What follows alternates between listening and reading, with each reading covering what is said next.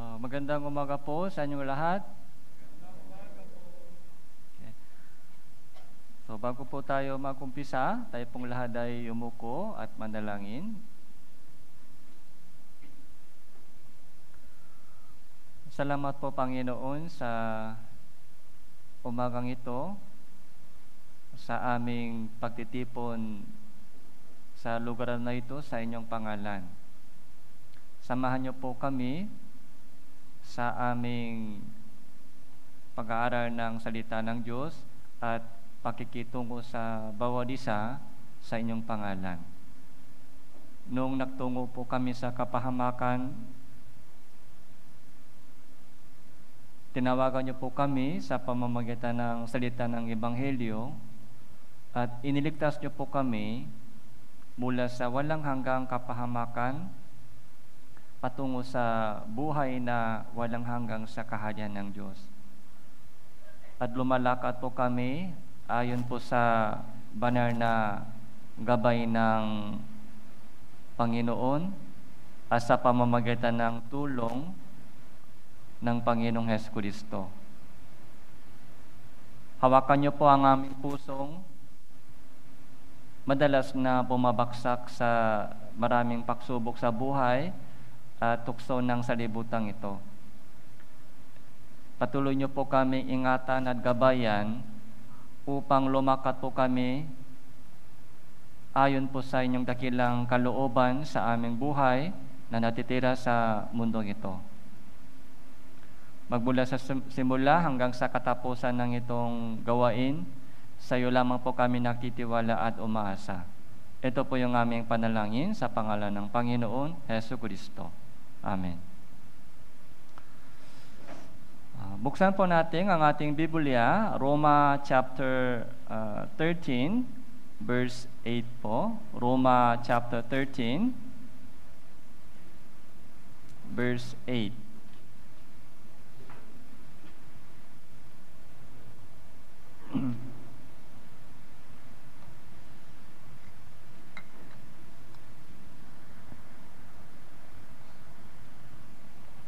So, Roma chapter 13 verse 8. Isang talata lang po. Basahin po natin ito ng sabay-sabay. 3, 2, 1. Huwag kayong makautang ng anuman sa kaninuman, kundi mag-ibigan sa isa't isa, sapagkat ang umiibig sa kanyang kapwa ay nakatupat na ng kautusan.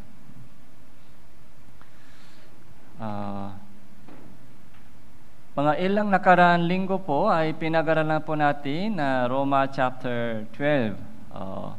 So, lalala po ba natin kung ano po ang pinag-aralan po natin sa Roma chapter 12? Ano po yung naalala po natin? A living sacrifice. Yung living sacrifice, yun po yung Christian living. Isang handog na buhay, banal, kasiya sa Diyos.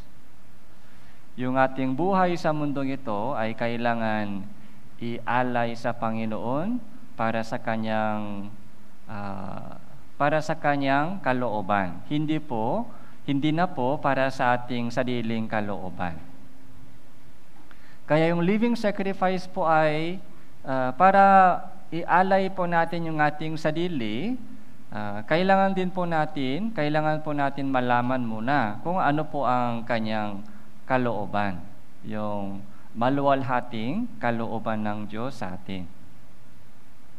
Tapos yung kalooban ng Diyos, yung living sacrifice ay hindi pwede mangyari kapag ako lang nag-isa. Kailangan po natin manatili doon sa iglesia ng Diyos, yung katawan ng Panginoon. Pero para manatili po tayo sa katawan ng Diyos, ano po yung problema? Kapag ako lang nag-isa, so pwede ako tumakbo ng mabilis. Pero kapag may kasama, pwede po tayo tumakbo mabilis. So, mahirap tumakbo ng mabilis. Okay? Kapag ako lang nag-isa, pwede tumakbo ng mabilis. Iiwanan po yung mga ibang mga mabagal. Yung mga iiwanan natin yung ibang mga pagong. Mabagal sila, pagong. Mabagal, lumalakad, mabagal, tumatakbo. Ako, kuneho, ang bilis ng takbo. Kung ako lang nag-isa, pwede ang bilis ng takbo, pero kung may kasamang mga kapatiran, ay hindi pwede mabilis tumakbo. Kailangan tanggapin yung kanilang kahinaan, kailangan maghintay, kailangan magtiis, kailangan magtiyaga sa kahinaan ng bawat isa. So yun po yung sekreto po ng Iglesia, Body of Christ. So yun po yung pinag-usapan po natin, Roma chapter 12. Pero dito po ngayon po, yung topic po natin ngayon ay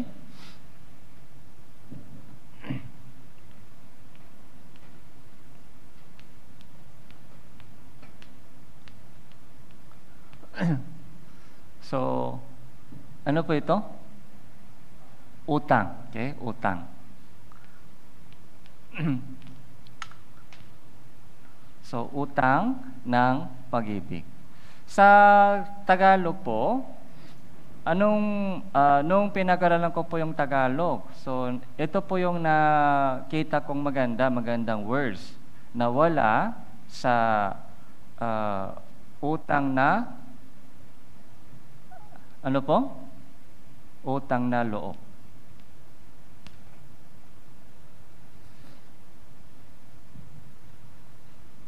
So, ito po yung magandang Tagalog, utang na loob. Okay?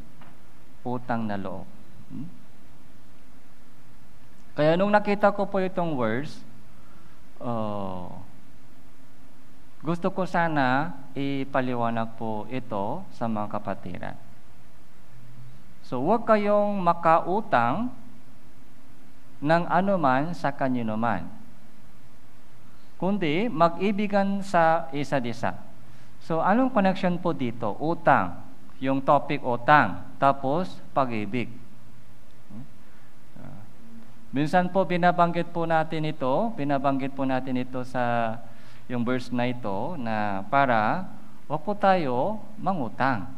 Kasi po yung kapang may utang po, so, nahirapan po tayo. So, ano po yung meaning po ito? Okay? Pag-usapan po natin, yung pag-aralan po natin, yung utang na loob na kailangan po bilang isang Kristiyano. So, una sa lahat, tingnan po natin yung patungkol sa utang. So, ito po, inilagay po natin dito yung bookmarking. Pumunta po tayo sa Kawikaan chapter 22 verse 7. Kawikaan chapter 22 verse 7.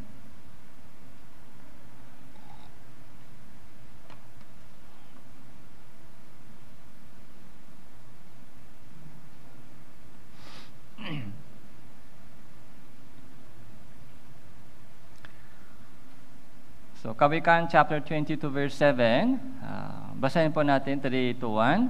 Ang namumuno sa dukha ay ang mayaman, at ang nangingiram ay alipin ng nagpapahiram. So, kailangan po natin isipin muna yung utang. So, hindi ko nakalimutan po yung sabi ng isang brother sa akin nung na-preach po ito sa mga kapatiran. Sabi po niya sa akin, Pastor, yung buhay Pilipino ay mahirap kung walang utang. Kung ganun lang yung mga preaching mo, mabigat sa amin.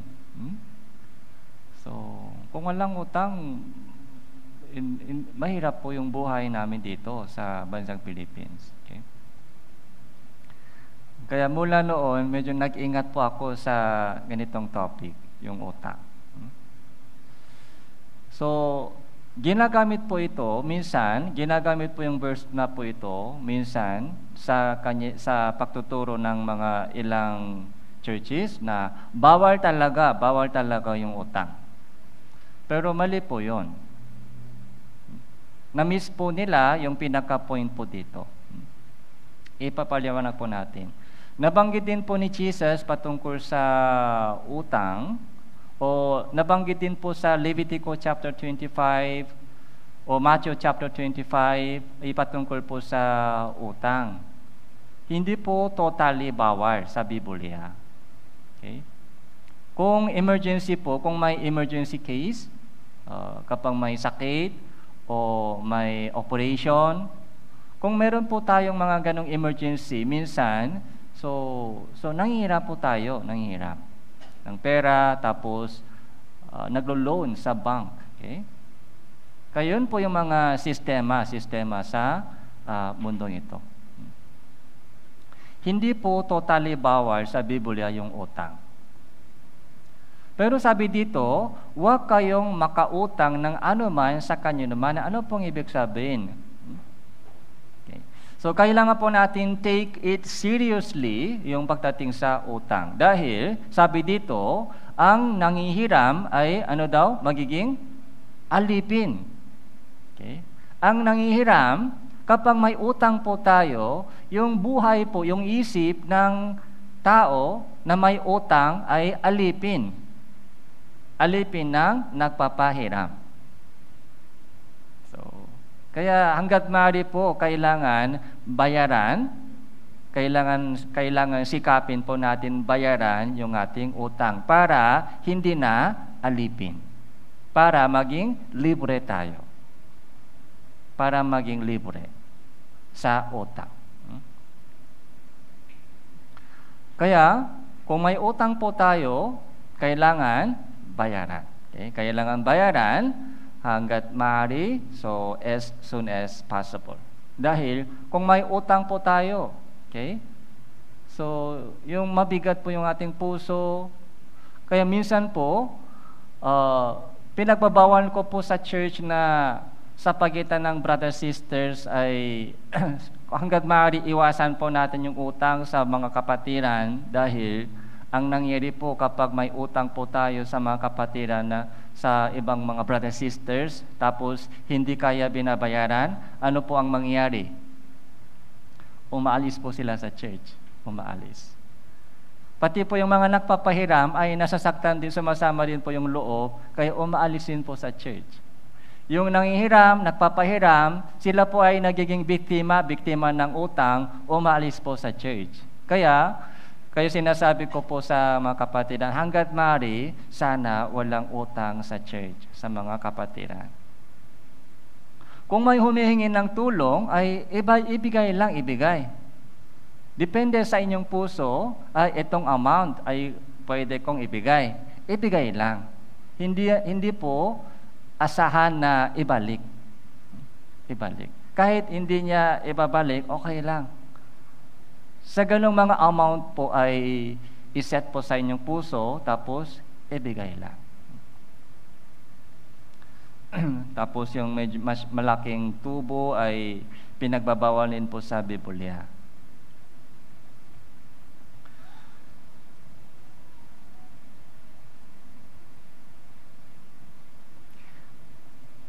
Yung pinaka-lesson po itong talata po ay hindi po utang. Yung pinaka-lesson po dito ay utang ng pag-ibig. Utang ng pag-ibig. So, ano pong ibig sabihin utang na pag-ibig?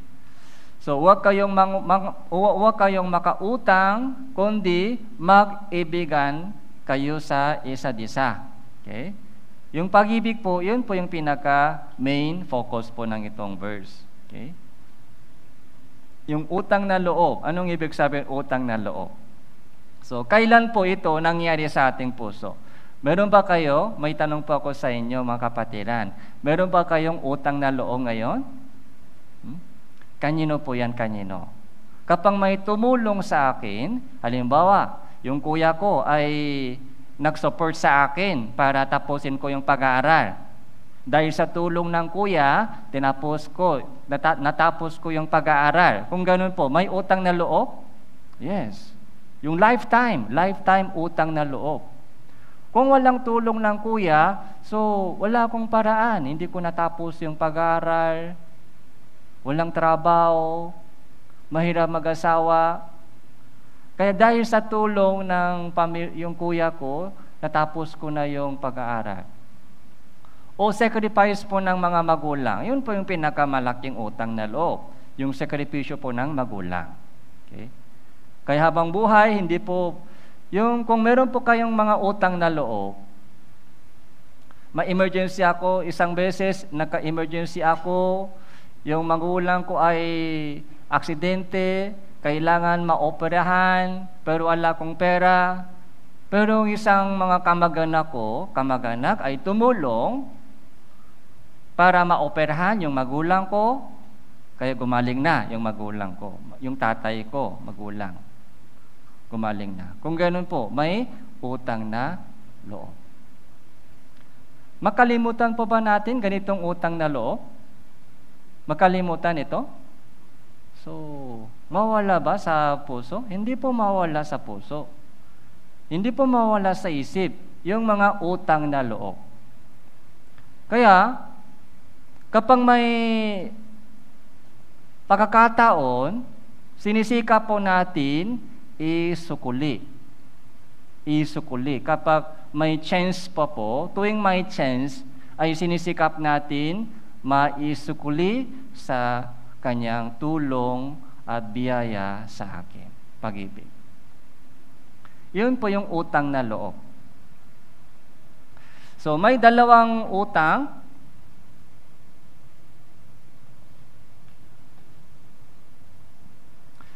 So, utang sa pera. Okay?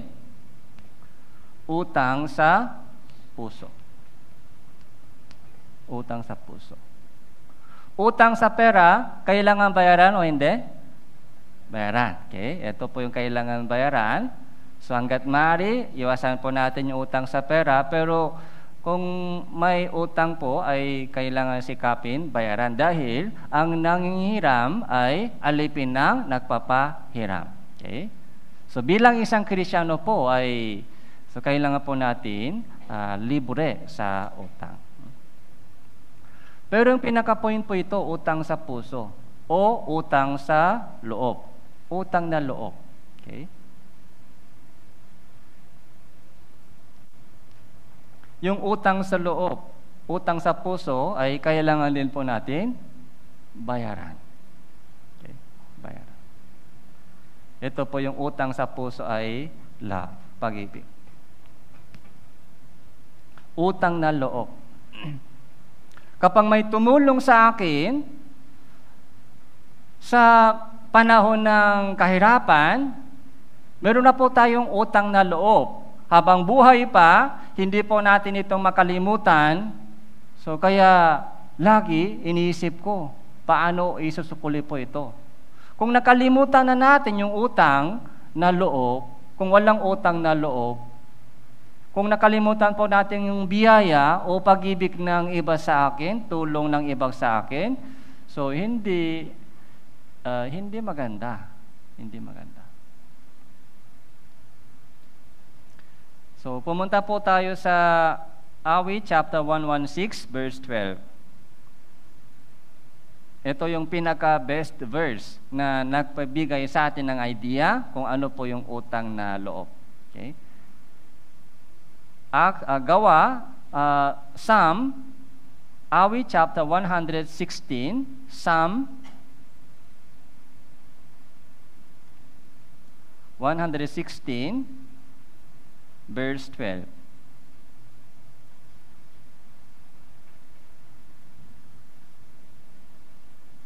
Okay, basahin po natin. Ano ang aking isusukuli sa Panginoon sa lahat niyang kabutihan sa akin? Ito po yung utang na loob. Utang sa puso. Okay? Utang sa puso. Meron na po ba tayo?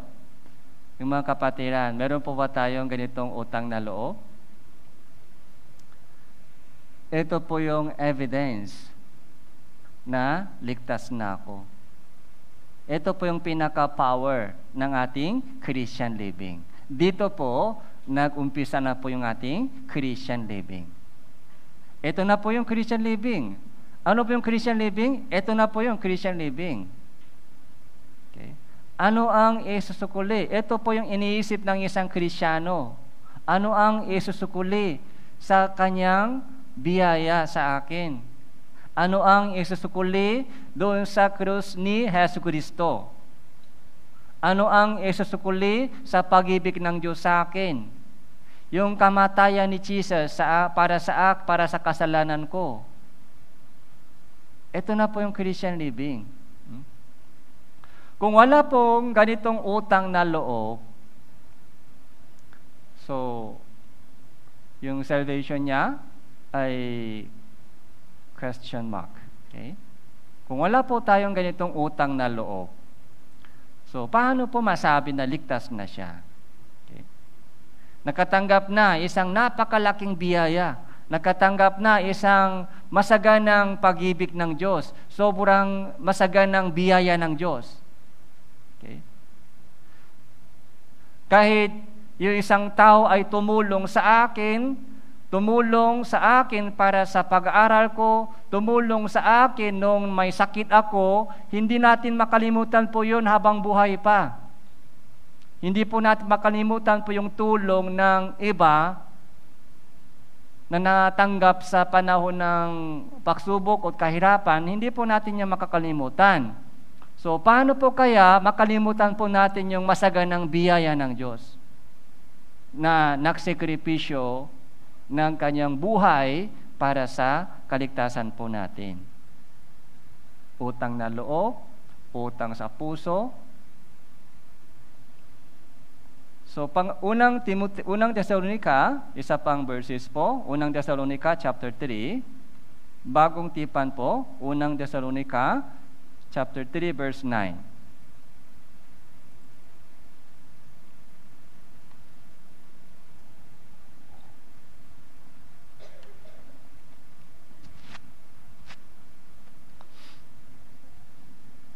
Sapagkat ano ngang pasasalamat ang aming maisasauli sa Diyos dahil sa iyo.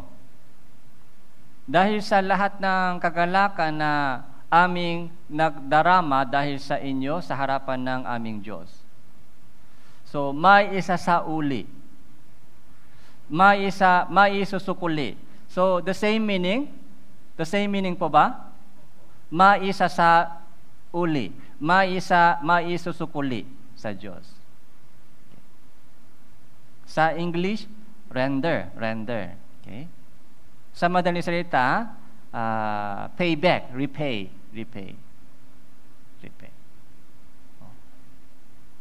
Utang na loob.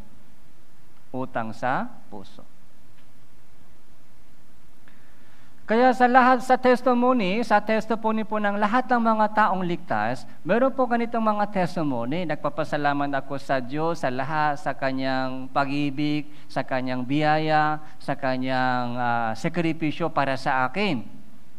The next question, ano ang isusukuli? Ano ang isasauli sa Diyos sa kanyang pag-ibig?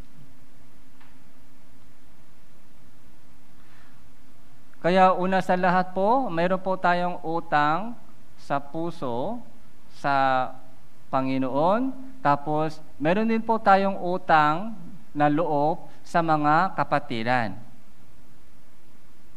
Sa mga maunang ligtas na brothers and sisters. Dahil sila po yung nag-sacrifice para maligtas ako. Kung wala po silang sacrifice, kung hindi po sila nag-sacrifice, paano po tayo na-save? Okay. So, paano po nandito po tayo? Alam niyo po ba? So, paano po dumating po sa atin yung Ebanghelyo? Yung Ebanghelyo po ay nag-umpisa po doon sa Israel, Jerusalem, sa pamamagitan po ni Jesus, sa pamamagitan po ng sakripisyo po ni Jesus na naganap na po yung kaligtasan sa Jerusalem. Tapos yung balita po ito, magandang balita ng Ebanghelyo ay ipinapahayag sa buong mundo. Sa Israel, sa Jerusalem, sa Juda, sa Samaria, so hanggang sa kadulo-duluan ng bahagi ng lupa. Paano po nakarating dito sa Philippines yung salita ng Ebanghelyo? Okay? Ginagamit po ba ng Diyos yung mga hayop? Hindi po. Ginagamit po ng Diyos yung tao na handang mamatay para sa itong ministry. Ginamit po ng Diyos yung mga tao na handang mamatay para maibahagi po itong Ebanghelyo hanggang sa kaduluduluhang bahagi ng lupa. Kaya meron po tayong utang sa kanila. Maraming namatay. Alam niyo po ba kung ilan po ba namatay sa history ng Christianity? Mga 80 million na Christian ay namatay para sa itong ministry. 80 million na Christian. So, martyr. Tawag po sila martyrs. Okay? So, nung nasa Cavite po ako, yung church po natin, church po sa Cavite Church po ay sakop ng TMC. Alam niyo po ba TMC? T13 Martires, okay? 13 Martires City. Okay. 13 Martires. Alam niyo po ba Martires? Kaya doon po sa bayan ng 13 Martires, meron pong mga 13, yung 13 tao ay may statue doon. Okay? Para sa bansang Pilipinas, para sa independence. Okay? Sila po ay namatay. Yung martyrs, tawag martyrs. 13 martyrs. Pero sa history ng Christianity po, para ipahayag po yung Ebanghelyo, kasi sa pagpumasok sila sa mga country na bawal, pinagpabawal po yung preaching gospel, pumasok po sila. Pero hindi sila natakot sa mga parusa. Dahil handang mamatay po sila, ang mas mahalaga po yung Ebanghelyo na pumasok sa bansang ito, kaya maraming namatay. Maraming namatay. Kaya meron po tayong utang na loob sa mga sacrifice ng Kristiyano. Yung maunang ligtas na Kristiyano. Ngayon, so paano po isusukuli sa kanila, sa lahat ng kanilang sacrifice? Ngayon, ito na po yung panahon na dapat ako ang mag-sacrifice para sa kaligtasan ng iba. This is our turn. Dumating na sa akin yung Ebanghelyo, kung ligtas na talaga ako, kung ligtas na po ako, meron na po tayong utang na loob sa Panginoon at sa mga maunang Kristiyano sa kanilang sakripisyo. Ngayon is my turn. Ako din po dapat mag-sacrifice para sa kaligtasan ng iba, para sa pamilya, para sa mga kaibigan. Dahil, so kung walang sacrifice, walang maliligtas. Walang maliligtas. So Roma chapter 1. So Roma chapter 1 verse 14.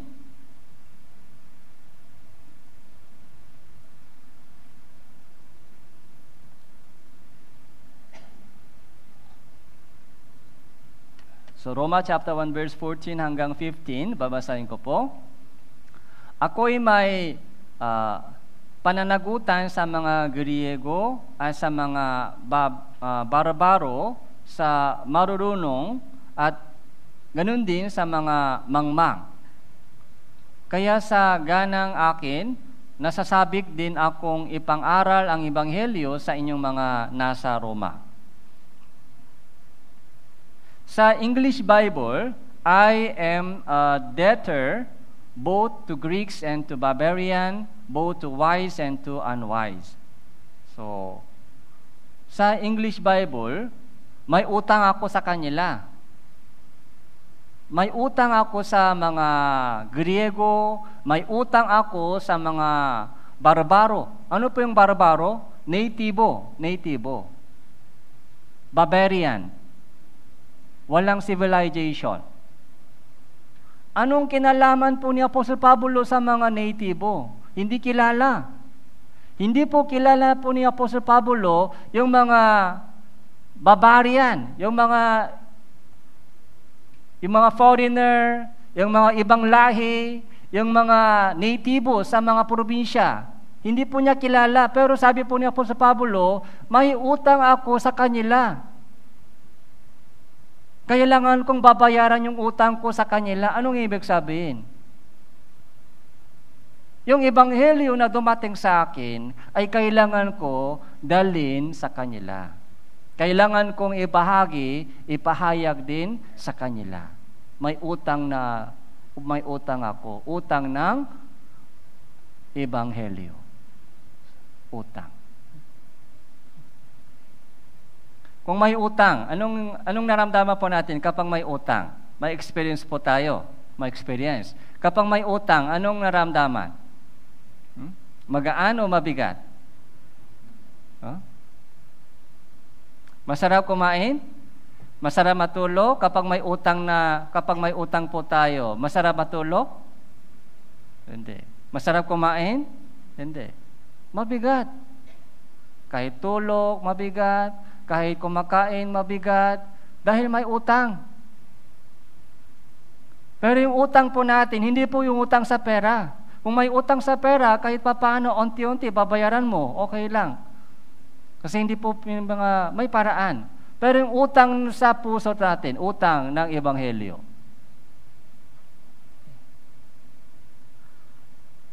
Yung pamilya na hindi paligtas. Maraming family, hindi paligtas. Maraming mga kaibigan, hindi paligtas. Maraming mga kakilala, hindi paligtas. Meron po tayong utang sa kanila. Kaya kapag ako lang iniisip masaya dahil ligtas na ako, pagkakapunta ako sa langit. Pero kapag iniisip po natin itong utang na ebanghelyo sa mga mahal po natin sa buhay, ay hindi masarap tulog. Minsan, umiiyak po tayo. Umiiyak. So, kahit masarap na pagkain, hindi masaya, hindi enjoy. Alam po natin yung buhay sa mundong ito, maiksi lang, may katapusan. Pero minsan po parang yung mga isang nasasabing Kristiyano, ligtas daw sila, ligtas daw. Pero parang masarap tulog, masarap kumain lagi. Parang wala siyang utang. Maaari po wala siyang utang sa pera, pero yung utang sa loob, utang sa puso, utang ng ebanghelyo, ay meron po tayo. Gospel, yung utang ng gospel. Kaya,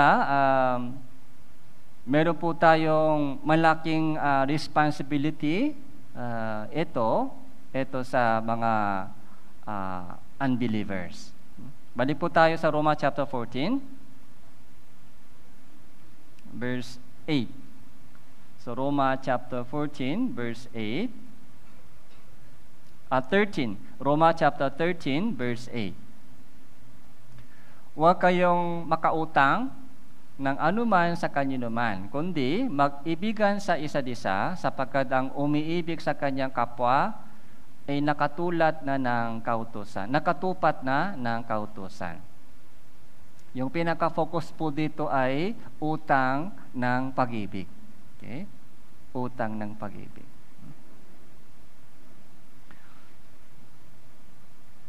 So verse 9, ang mga utos na, huwag kang mangalunya, huwag kang papatay, huwag kang magnanakaw, huwag kang mag-iimbot, at kung meron pang ibang utos na uuwi sa salitang ito, ibigin mo ang inyong kapwa na gaya ng inyong sarili. So, verse 9, anong ibig sabihin? Huwag kang mangalunya, huwag kang papatay, huwag kang mangnanakaw. Saan po ito? Saan galing ito? Ito po yung galing sa 10 utos. Sa Lumang Tipan, galing po sa 10 utos. Sa mga 10 utos po,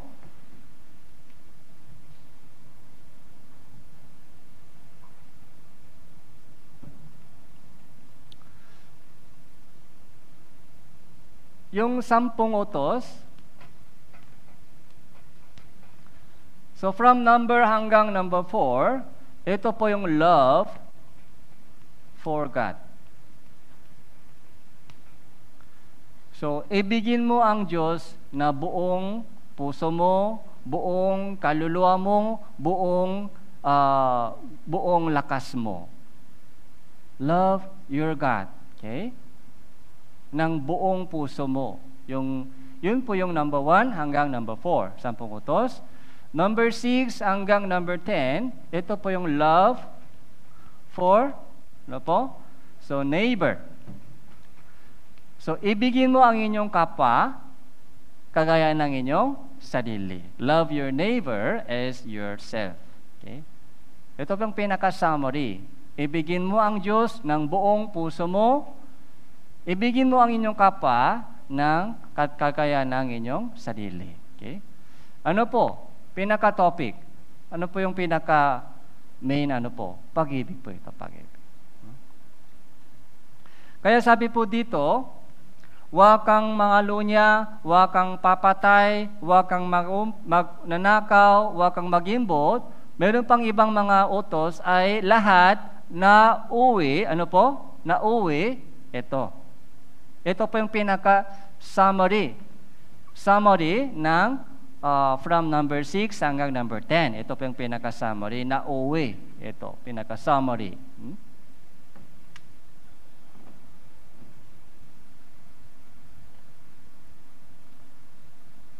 Verse 10.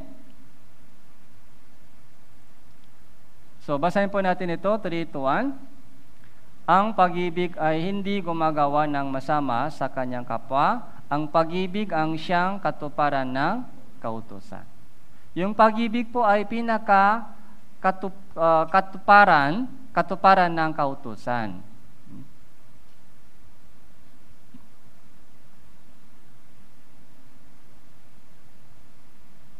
So, Matthew chapter 22, pumunta po tayo sa Matthew chapter 22.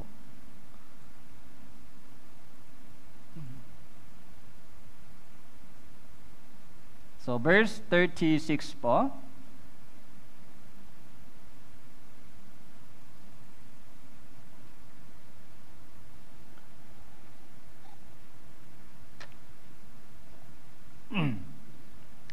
Babasahin ko po mga ilang talata. Guro, alin ba ang dakilang utos sa kautusan?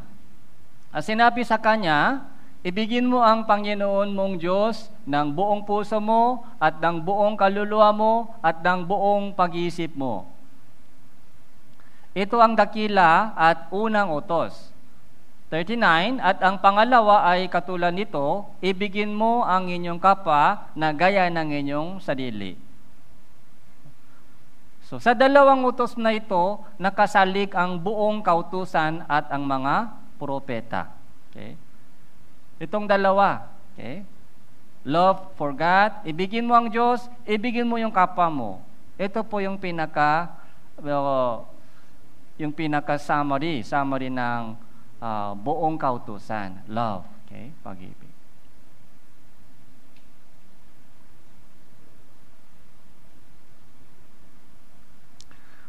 Ang problema po ay wala po tayong ganitong pag-ibig. Okay? Wala po tayong ganitong pag-ibig.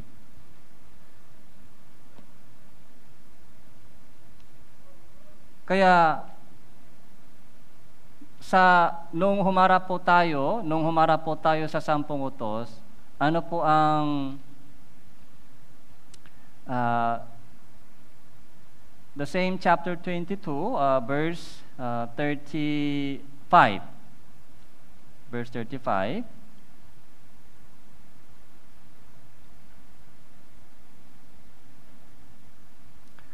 At isa sa kanila na tagapagtanggol ng kautusan ay nagtanong sa kanya upang siya ay subukin.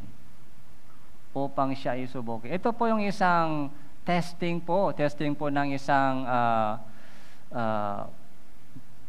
yung eskriba kay Jesus. Okay?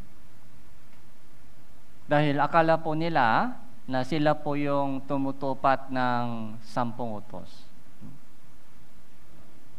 Pero alam po ng Diyos na bilang isang sinner na makasalanan, ipinanganak na makasalanan, so hindi po natin kayang sundin yung 10 utos.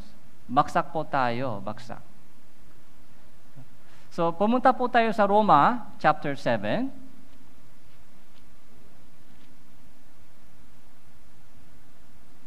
So Roma chapter 7.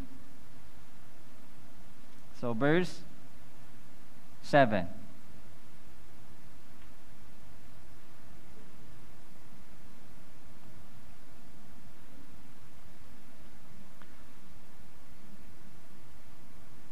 Ano nga ang ating sasabihin? Ang kautusan ba ay kasalanan? Huwag nawang mangyari.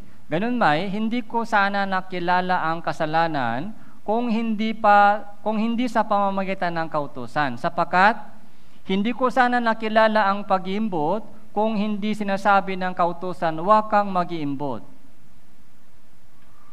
So, kung walang batas, walang kasalanan. Okay. Kung walang batas, walang paglabak sa batas. Kung walang paglabak sa batas, walang kasalanan po yun. So, bakit ibinigay ng Diyos sa atin yung 10 utos? Para makilala po natin yung ating sarili. Kung hindi sinasabi sa 10 utos, huwag kang mag-imbot, hindi natin makilala na meron tayong kasalanan ng pag-iimbot. Kaya yung 10 utos po ay parang salamin po sa atin. Tingnan mo ang inyong sarili. Ganito yung kalagayan mo. Ganito yung kalagayan ng inyong spirito mo, yung puso mo, marumi at masama.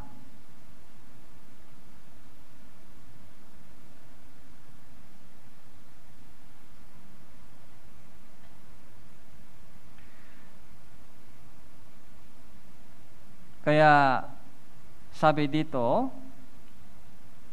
chapter 7, verse 18 po, verse 18. Verse 18. So 18-19. Basahin po natin, 3-1. Sapagkat nalalaman ko na walang mabuti na nananatili sa akin, sa makatuwid ay sa aking laman. Ang pagnanais ng mabuti ay nasa akin, subalit hindi ko yun magawa. Sapagkat ang mabuti na aking nais ay hindi ko ginagawa. Ngunit ang masasama na hindi ko nais ay siya kong ginagawa. So, alam po natin na 10 utos ay mabuti. Gusto ko sana gumawa yun. Pero ang problema, hindi natin ginagawa yun. Lagi labak. Lagi baksak po tayo doon. Yung love your God with all your heart. Ibigin mo ang inyong Diyos ng buong puso mo. Pero sa totoo lang, hindi po yan nangyari sa akin. Pamilya number 1, yung anak number 1, yung trabaho number 1, yung pera number 1. Saka yung Diyos po yung nasa gitna na lang, nasa dulo. Iniibig natin ng Diyos, pero hindi po ng buong puso, kalahati lang, minsan mga 1 piraso lang binibigay sa Diyos, 1 piraso. Yung main body, yung pecho, yung paa, ay sa akin. Yung mga tira-tira lang sa Diyos. Hindi po buong puso po yan. Ayaw ng Diyos tanggapin ganong mga paglingkod po natin. Love your God with your whole heart, with all your mind, with all your strength. Yun po yung totoong pag-ibig. Kung hindi, ayaw ng Diyos. Yung relation po natin sa Diyos ay dapat tunay. Hindi pwede kalahati lang o hindi pwede kunwari lang. Dapat sincere po tayo sa ating relation po sa Diyos. Kaya sa 10 utos po ay doon po nakilala po natin yung ating sarili, ay hindi ko kayang ibigin ng Diyos ng buong puso ko. Siguro mga kalahati lang, mga 1% lang pwede, pero yung buong puso, yung buong kaluluwa, buong pag-isip, hindi ko kayang ibigin ng Diyos. Ibigin mo ang inyong kapwa ng gaya ng inyong sarili, ay hindi ko pwede. Konting tulong lang, pero yung katulad ng sarili ko, ibigin yung kapwa, hindi ko kayang ibigin sila ganon.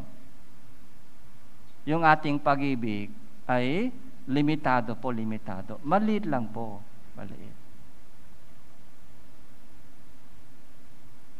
Kaya pag humarap po tayo sa 10 utos, yun po yung kilala po natin. Yun po yung nalalaman po natin, ay wala akong pag-ibig. O pag-ibig ko ay napakaliit.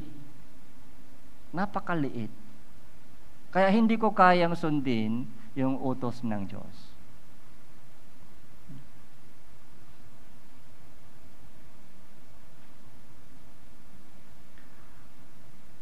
Kaya, pero nung unawaan po natin yung dakilang sakripisyo po ng Panginoon. So, unang Juan, pumunta po tayo sa unang Juan. Chapter 4, unang Juan chapter 4.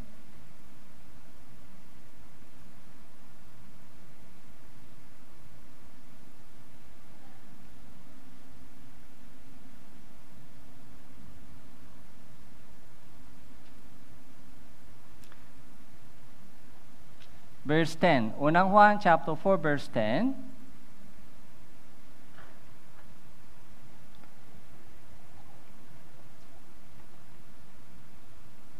Narito ang pag-ibig, hindi sa tayo umibig sa Diyos, kundi siya ang umibig sa atin. Isinugo ang kanyang anak na pantubos sa ating mga kasalanan. Ito po yung napakahalagang verse. Hindi tayo umibig sa kanya dahil wala tayong pag-ibig. Ibigin mo ang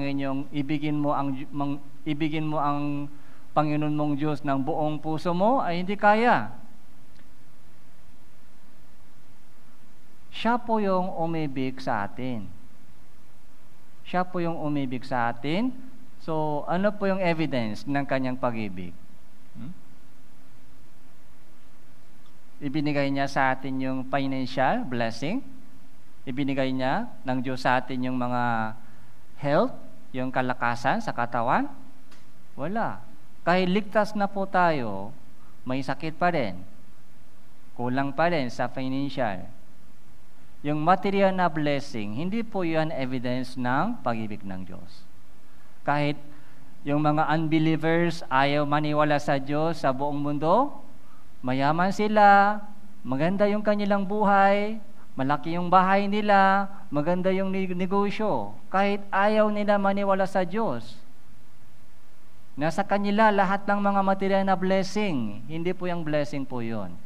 Mapapahamak po sila sa impyerno dahil sa kanilang pera. Okay? Dahil sa kanilang blessing. Yung makamundong blessing, material na blessing, hindi po yung tunay na blessing. Yung tunay na blessing po ay, ano po? Tamang relation po natin sa Diyos. Ulitin ko po, yung tunay na blessing ay tamang relation po natin sa Diyos. Hindi po yung knowledge. Mari po, meron po kayong knowledge about Bible. Pero ang pinaka-issue sa Bible ay hindi po knowledge, kundi relation mo sa Diyos. Relation. Siya ang umibig sa atin, isinugo niya yung kanyang anak na pantubos sa ating mga kasalanan. Pantubos. Kaya John 3:16, sapagkat ganula lamang ang pag-ibig ng Diyos sa salibutan na ibinigay niya yung kanyang tanging anak upang sino mang sa kanya ay sumampalataya ay huwag mapahamak kundi makaroon ng buhay na walang hanggan. Yun po yung pinaka-pag-ibig ng Diyos. Buhay na walang hanggan. Isinugo niya yung kanyang tanging anak. So verse 19 po, verse 19.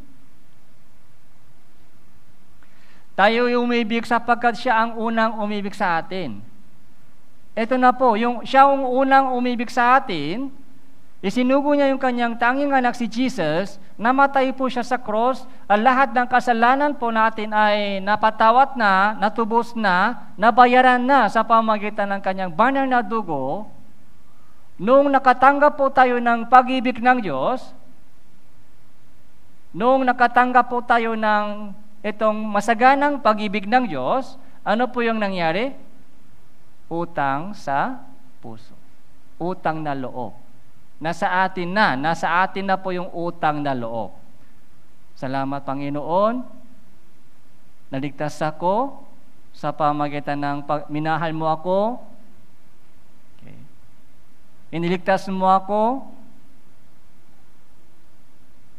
Meron na po akong utang na loob. Ang tanong, ano ang isusukuli? Yan po yung Christian living. Ano ang isusukuli? Kung wala po tayong utang na loob ganito po, yung Christian living ay mahirap. Hindi kaya. So, paano po dumadaan sa daming mga yung Christian living, yung tunay na ligtas na Kristiyano ay dumadaan sa maraming pagsubok, maraming persecution, umuusik sa inyo. Busy, di ba yung pag-aaral sa school ay sobrang, tapos yung mga trabaho ay busy tayo sa study, sa trabaho, sa daming mga ginagawa natin. Sa daming mga pagsubok, mga pagturusa at persecution ay mangyari darating sa inyo. Kung wala po tayong itong utang na loob sa puso, give up.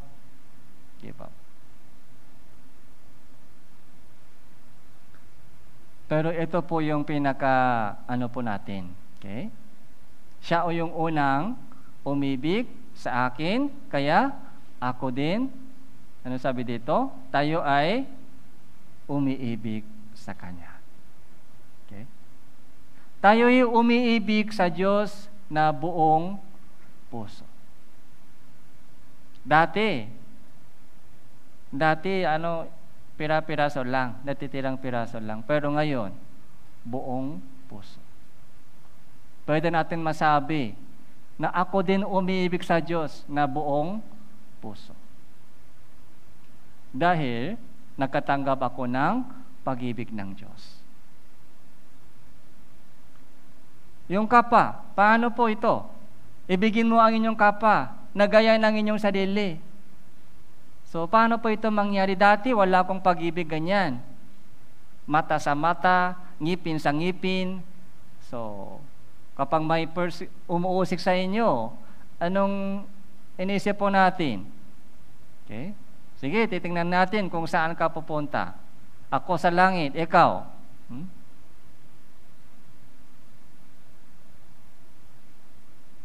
Gusto natin gantihan yung mga nagpapahirap sa atin, umusik sa atin. Pero sabi ng Diyos, Roma chapter 12, so, ako ang gaganti. Ako ang gaganti para sa iyo. Hindi ikaw gaganti, ako ang gaganti. Maghintay lang, magtiyaga lang, maghintay lang, magtiis lang. Darating po yung time na gagantihan ko lahat ng mga umuusik sa iyo. Okay? Kaya, ipag-pray mo yung mga umuusik sa iyo. Pagpapalain mo ang mga umuusik sa iyo. Yun ang trabaho mo. Tuloy-tuloy ka sa inyong evangelism sa kanila. Maawa ka sa kanila. Kawawa sila. Maawa. Okay? Ako ang gaganti sa inyo, para sa iyo. So love your neighbor as yourself.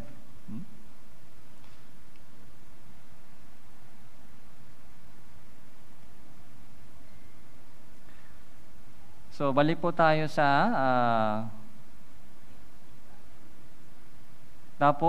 Roma chapter 8. Pumunta po tayo sa Roma chapter 8.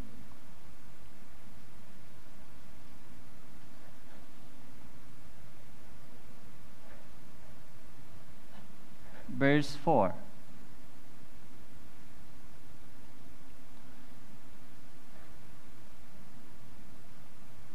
So Roma chapter 8 verse 4.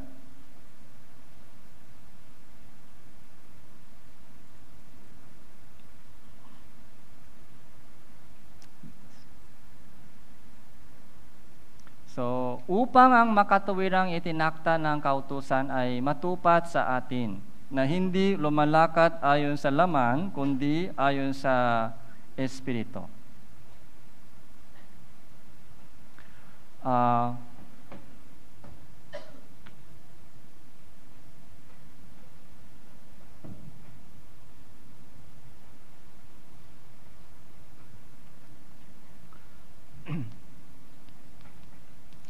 So, utang na loob sa atin, may utang na loob po tayo sa Diyos. May utang na loob. Ito po yung pinaka-engine sa ating Christian living. Ito po yung pinaka-energy sa atin. Okay? Utang na loob. Pero habang tumatagal po tayo sa ating Christian living, so kailangan po natin yung gabay. Kailangan po natin yung gabay. Kay bata pa po tayo. So ito po yung ako. Kailangan po natin yung gabay at tulong. Gabay at tulong. Okay? Guide. Help. Dahil mahina po tayo, bata pa, baby pa. Kailangan po natin yung gabay at tulong. Sino po ito? Yung Holy Spirit.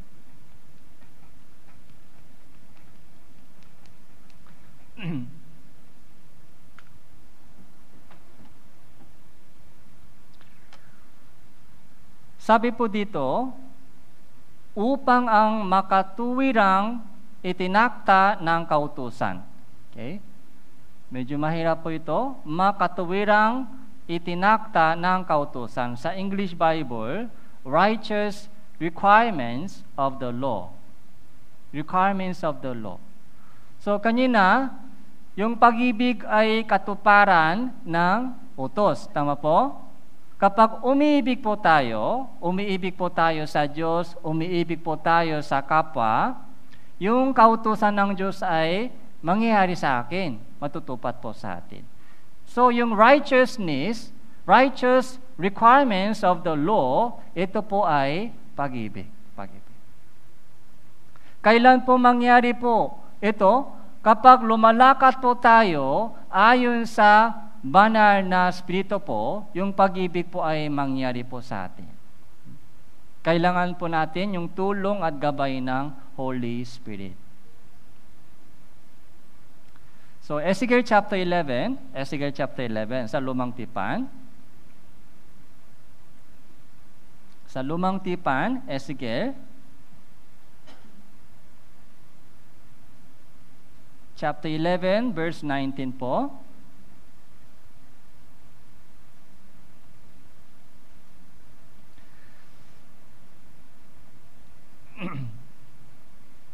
So, Ezekiel chapter 11, verse 19.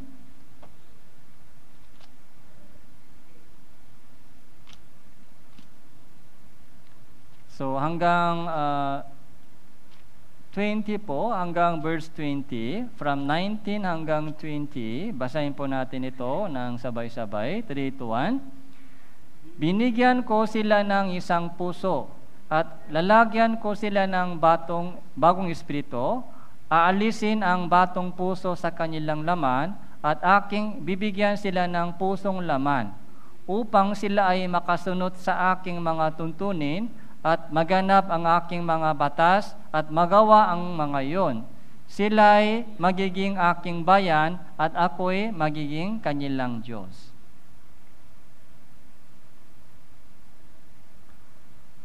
So, ito po yung pangako po ng Diyos patungkol sa banal na Espiritu, yung Holy Spirit. Bibigyan ko sila ng isang puso. Anong puso po ito? Bibigyan ko sila ng isang puso, panibagong puso, panibagong pagnanais, panibagong likas, nature. Panibagong nature po ito. Ito po yung pagnanasa ng Holy Spirit. Okay. Yung banal na desire. Okay. Dati wala po tayong ganitong desire. Okay. So, nung nakatanggap po tayo ng pag-ibig ng Diyos, ligtas na, ano po yung ibinigay ng Diyos sa atin? Holy Spirit. Yung panibagong puso, panibagong desire, panibagong hangarin ito. Ito po yung pinaka-difference. Ito po yung pinaka-difference ng believers and unbelievers. Yung mga unbelievers, yung mga taong hindi paligtas, wala po silang ganitong puso. Kahit nag-church po sila, pero mahirap, wala po silang ganitong puso, kaya sa pagkikinig ng salita ng Diyos, hindi po sila nagpo-focus. Hindi sila nagpo-focus sa salita ng Diyos, dahil hindi sila masaya sa pagkikinig ng salita ng Diyos. Hindi sila masaya sa fellowship, hindi sila masaya sa prayer. Yung panibagong puso po ito ay masaya sa salita ng Diyos, masaya sa prayer, masaya sa kaligtasan ng ibang mga naliligaw na kaluluwa, masaya sa gawain ng Diyos. Ito po yung panibagong puso. Yung panibagong puso po ito ay hindi na masaya doon sa dating pamumuhay. Dating bisyo, dating kalukuhan. Okay? Hindi na masaya. Lalagyan ko sila ng bagong espiritu. Bagong puso, bagong espiritu. Aalisin ang batong puso sa kanilang laman at aking bibigyan sila ng pusong laman. Ano po? Batong puso at pusong laman. Anong difference? Batong puso, matigas. Pero yung pusong laman, matigas po? Malambot. Parang karne ng baboy. Pero yung batong puso ay matigas. Ito po yung dating puso, batong puso. Panibagong puso ay pusong laman. Ito po yung bagong puso, bagong espiritu ay ibinigay ng Diyos sa atin. Ito siya po, yung Holy Spirit ay gumagabay at tumutulong sa atin. Upang, verse 20, upang sila ay makasunod sa aking mga tuntunin. Okay. Upang sila ay makasunod sa aking mga tuntunin, upang maganap ang aking mga batas, upang magawa po natin ang mga utos ng Diyos. Love your God with all your mind. Love your neighbor as yourself. Magawa po natin ito.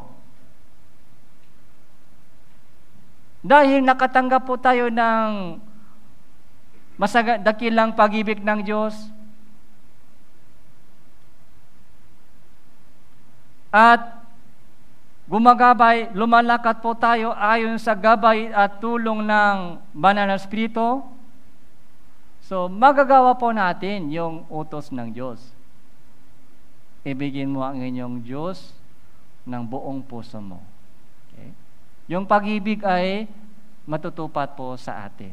Ito po ay katuparan ng utos. Ito po yung requirements, righteous requirements of love, okay? Of the law.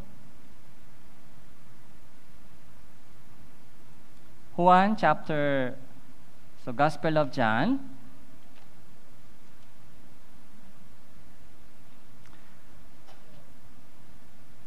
So chapter 14, Gospel of John, chapter 14.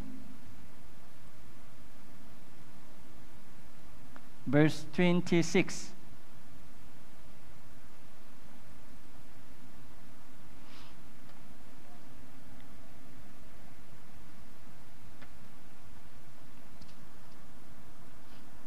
Gospel of John, chapter 14, verse 26. Basahin po natin ito ng sabay-sabay. 3, 2, 1. Subalit ang mga aliw ang Espiritu Santo na susuguin ng Ama sa aking pangalan. Siya ang magtuturo sa inyo ng lahat ng mga bagay at magpapaalala sa inyo ng lahat ng aking sinabi sa inyo. So, mga aliw, ito po yung banal na Espiritu na susuguin ng Ama sa aking pangalan. Sabi po ni Jesus, susuguin ng Amang Diyos yung isa pang mga aliw, Holy Spirit sa inyo. Pag umalis ako, kaya nung namatay si Jesus, at bago po siya umakyat sa langit, so sabi po ni Jesus, maghintay kayo sa Jerusalem. Maghintay kayo. Dahil ito po yung pangako ng Diyos. Susuguin ng Ama yung isa pang mga aliw, Holy Spirit sa inyo. Maghintay kayo. Pagbaba ng Holy Spirit, kayo ay magiging saksi ko. Saksi po ng Panginoong Jesucristo mula sa Jerusalem, Judea, Samaria hanggang sa kadulo-duluhang bahagi ng lupa. Ibahagi ang Ebanghelyo hanggang sa dulo ng lupa. Kaya ngayon po, sino po yung kumikilos ngayon? Holy Spirit. Banal na Espiritu po ay nagpapatotoo tungkol kay Jesucristo kung saan-saan man po ipinabahagi po ang Ebanghelyo sa buong mundo. Ano po yung trabaho ng Holy Spirit? Siya ang magtuturo sa inyo ng lahat ng mga bagay. Teacher siya, teacher. Holy Spirit po ay teacher. Magtuturo sa inyo. Magpapaala sa inyo. Reminder. Okay? Teacher. Yung gabay.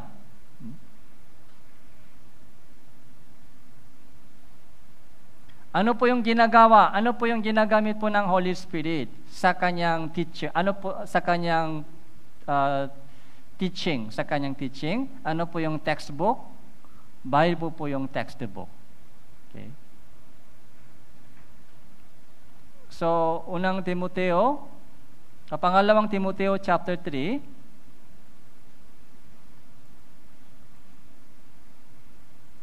Second Timothy chapter 3. Verse 15.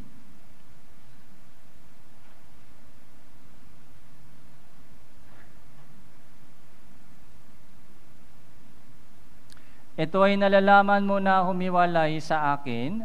2 Timoteo chapter 3, chapter 3, verse 15. At kung paano mula sa pagkabata ay inyong nalaman ng mga banal na kasulatan na makakapagturo sa inyo tungo sa kaligtasan sa pamamagitan ng pananampalataya kay Kristo Jesus. 16, ang lahat ng mga kasulatan ay kinasihan ng Diyos at mapapakinabangan sa pagtuturo, sa pagsaway, pagtutuwid, at sa pagsasanay sa katuwiran. 17 po, basahin po natin, 3, 2, 1. Upang ang tao ng Diyos ay maging ganap na sasangkapang lubos sa lahat ng mga gawang mabuti.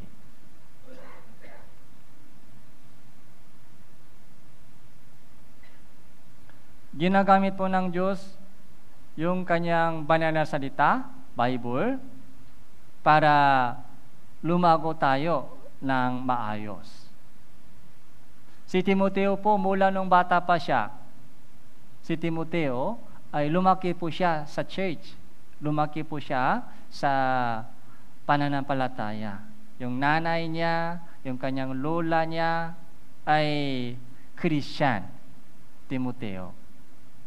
Kaya lola, yung pananampalataya po ni lola ay nasa puso ng nanay. Yung pananampalataya po ng nanay ay nandoon na sa puso ni Timoteo. Alam niyo po ba kung ano po yung pinakamagandang legacy? Ay pananampalataya. So chapter 1, 2 Timoteo chapter 1. Verse 5, chapter 1 verse 5. Naalala ko ang inyong tapat na pananampalataya, isang pananampalataya na unang nabuhay kay Loida na inyong lola at kay Eunice na inyong ina, at ngayon ako ay nakakatiyak ay namamalagi sa inyo. Okay? Yung nanay ni Timoteo, Eunice. Yung lola ni Timoteo ay Loida. Yung tapat na pananampalataya, ito po yung napakahalagang legacy. Yung mga tatay at nanay dito, ano po yung ipapamana ninyo sa inyong mga anak? Pera? Kayamanan mo, ipapamana? Okay? Maubusan yan, ubus agad. Yung pera na iiwanan mo sa kanila ay maubos agad. Pero yung faith, yung tunay na, yung genuine faith, nakikita ba ng anak mo na nagbabasa ka ng Bible sa bahay? Yun po yung mahalaga. Nakikita ba ng inyong mga anak na ikaw ay nagpo-pray sa bahay? Yun po yung legacy. Nakikita ba ng mga anak mo na ikaw po ay naglilingkod sa Panginoon sa kabila ng maraming pagsubok, maraming kahirapan, pangapugusik, tuloy-tuloy? Pagtitiyaga, nakikita ba ng mga anak nyo yung inyong pagtitiyaga, pagtitiis sa inyong mga Christian living? Yun po yung legacy mangyari sa kanila.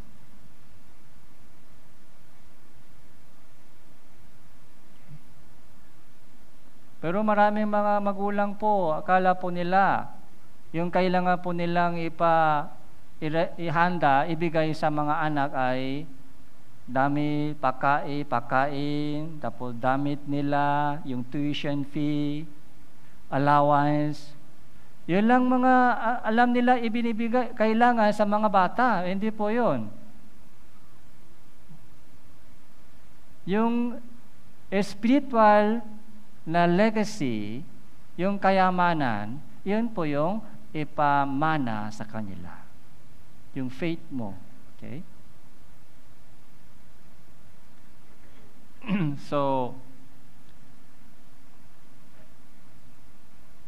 chapter 3, 2 Timoteo chapter 3 verse 15. Kung paano mula sa pagkabata inyong nalaman ang mga banal na kasulatan. Mula nung bata pa siya, mula nung pagkabata, paano nalaman po ni Timoteo ang banal na kasulatan? Sino po yung nagbabasa? Okay. Sino po yung nagtuturo? Si inay. Okay. Pero ngayon po, meron po tayong church school. Kaya the same time po ngayon, habang sermon po dito sa second floor, may teachers na nagtuturo sa mga bata ng Words of God. Napakahalaga po yun. Mula nung bata pa po sila. Okay? Kailangan po nila matutunan yung Biblia. Kung hindi, so magiging parang mailap na hayop sila. Mahirap makontrol, hindi marunong magpasakop sa magulang, hindi marunong magpasakop sa mga sa Panginoon. Okay?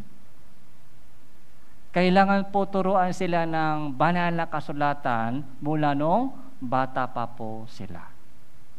Kung nakilala po nila yung salita ng Diyos, kung kilala na po nila yung Panginoon, kung nakilala po nila ang banal na kasulatan, so ang Diyos ay magiging magulang po nila sa kanilang buong buhay. Kaya mula sa pagkabata, pansinin po natin ito, mula sa pagkabata, inyong nalaman ng mga banal na kasulatan na makapagturo sa iyo tungo sa kaligtasan. Ligtas na po si ligtas na po si Timoteo. Tapos, ano pa po? Yung growing. 16, ang lahat ng kasulatan ay kinasihan ng Diyos at mapapakinabangan sa pagtuturo, pagsasaway, pagtutuwid, at sa pagsasanay sa katuwiran. Napakalaga po ito. Pagtuturo, pagsasaway. Okay. Yung pagtutuwid. Habang lumalaki po sila, ayaw nila makinig yung saway ng magulang. Kaya lumalayo po sila sa magulang. Sa kwarto lang, lumalapit sila sa mga barkada, sa mga tropa lang. Ayaw nila makinig sa pagsaway. Pero sa pamagitan ng Bible, sa salita ng Diyos, dito po pagtuturo, pagsasaway, pagtutuwid sa pagsasanay sa katuwiran. Pagsasanay sa katuwiran. Ano po ito? Sanay sa katuwiran. So, yung mga bata po ngayon ay sanay sa YouTube, sanay sa cellphone, sanay sa mga makamundong culture, sanay. Mula nung baby pa sila, marunong po silang scroll, marunong po sila, mga Zoom. Baby pa. Sanay po sila sa YouTube, sanay po sila sa mga makamundong culture dito. Mahirap po. Kaya napapansin ko po ngayon, yung mga kabataan po ngayon, hindi katulad po nung dati, mahirap po sila makapag-focus sa ganitong message. Mahirap sila makafocus. Kahit 10 minutes, mahirap mag-focus. Dahil apektuhan po sila ng makamundong culture. Yung pagsasanay sa katuwiran, anong ibig sabihin? Pagsasanay sa words of God, pagsasanay sa pakikinig ng salita ng Diyos, pagsasanay sa prayer. So, puro ingay-ingay yung kanyang buhay. Dapat, lumuhod po tayo sa harapan ng Diyos, sa tahimik na, so tawag ito, quiet time, quiet place, yung sa tahimik na panahon, dapat humarap po tayo sa Diyos at mangusap sa harapan ng Diyos. Yung prayer time, dapat sanay po tayo sa prayer time. Sa meditation sa words of God, pagpabulay-bulay sa words of God. Fellowship, mga sharing testimony. Sa una po, mahirap po may share. Kaya yung mga bata na lumalaki sa church, sa una po, takot po sila sa mic o takot po sila sa testimony. Yung mga high school. Kaya kapag umiikot po yung mic, takot. Mama, pass na lang. Anong sasabihin? Kahit teenager na po sila, hindi pa sanay sa mga pagsasalita o sharing kung ano po ang nasa kanilang puso, ano ang iniisip, yung sharing. Takot, hindi pa sanay. Pero habang tumatagal po sila sa fellowship, high school, tapos yung others group, ngayon, madardar na, madardar.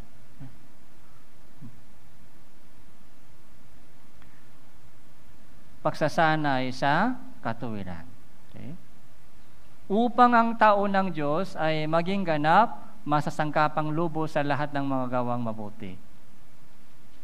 So, ginagamit po ng Diyos, ginagamit po ng Holy Spirit, yung kanyang Holy Bible, di ba? Holy Bible, yung Bible, sa kanyang guide at tulong, yung Bible.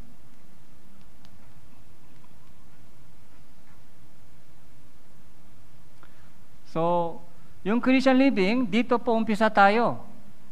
utang na loob. Okay? Kung wala po kayong utang na loob, kung wala po kayong naramdaman na utang na loob, ay balik po kayo sa Bible seminar. Balik po kayo sa Bible seminar. Kung wala pa po kayong ganitong utang na loob na mabigat. Okay? Ano ang isusukuli sa Diyos sa lahat niyang kabutihan sa akin? Kung wala pong ganitong utang na loob, i-check mo muna yung salvation mo. Dahil ito po yung pinaka-engine sa ating Christian living. Engine po yan. Pero, kung walang tulong at gabay ng Holy Spirit sa ating Christian living, so mahirap po yun.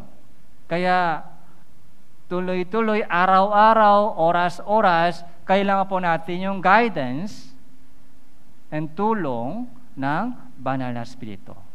Paano po? Sa pamamagitan ng words of God. Balik po tayo sa Roma chapter 13.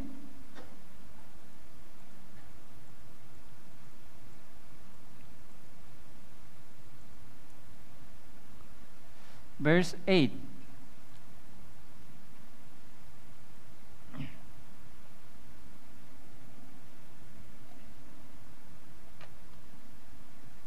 Okay, basahin po natin ito ng sabay-sabay. 3, 2, 1. Huwag kayong makautang na anumang sa kanino-man, kundi mag-ibigan sa isa't isa, sapagkat ang umiibig sa kanyang kapwa ay nakatupat na ng kautusan. So ngayon po ay pinag-usapan po natin yung utang. Okay? So, nakakagising po yung words, salitang utang, di ba? Pero yung pinaka-lesson po po sa itong talata ay utang na sa puso. Okay? Utang ng pag-ibig. Okay? Kung umibig po tayo, kapag umibig po tayo, yun po yung nagpapa-utang sa iba. Okay? Sila po yung magbabaya sa atin. Pag nakatanggap po tayo ng pag-ibig ng Diyos, pag-ibig ng kapatiran, meron po tayong utang na loob. Kailangan po natin ito bayaran sa kanila. Paano po? Pag-ibig. Pag-ibig po yung bayad. Pag-ibig. Mahalin po natin sila, sila rin po nagmamahal sa atin. Sana po, lahat po ng mga kapatiran ng Tanawan Church ay wag po natin makalimutan yung ating utang na loob sa harapan ng Diyos. Okay, let's pray. Salamat po, Panginoon, sa inyong dakilang mensahe na ipinakaloob niyo po sa amin. Sa lahat po ng mga nakatanggap ng masaganang biyaya ng Diyos at pagmamahal ng Diyos, ay meron po kaming pusong nagpapasalamat at utang na loob na gusto po namin isukuli sa inyo, Panginoon. Punuan po ninyo kami ng inyong masaganang biyaya upang maibigin po namin ang mga ibang kapatiran at aming mga kapwa kagaya ng aming sarili. Hawakan niyo po ang aming mahinang puso at baguhin niyo po ang aming pusong araw-araw sa pamamagitan ng salita mo, sa pamamagitan ng pagkikit-fellowship sa mga kapatiran.